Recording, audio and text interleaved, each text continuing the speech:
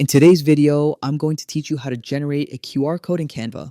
Whether you're designing a flyer, a business card, or even a digital invitation, adding a QR code is a quick way to make your design more professional and interactive. Let's dive in. First, open Canva and load the design you want to add your QR code to. If you don't have a design yet, take a moment to create one before moving forward.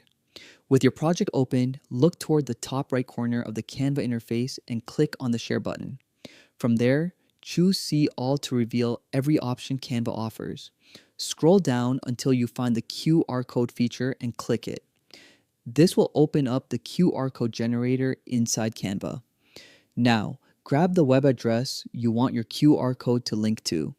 Copy the URL from your browser, then paste it into the field inside Canva's QR code tool. Double check that the link is correct because any mistake here will create a broken code. Once the link is in place, click Generate QR Code. Canva will instantly create one for you and drop it into your design. From here, you can resize it, move it around, and place it wherever it fits best on your layout. And that's it. You've just added a working QR code to your Canva project. Anyone with a smartphone can scan it and be taken directly to the web page you linked.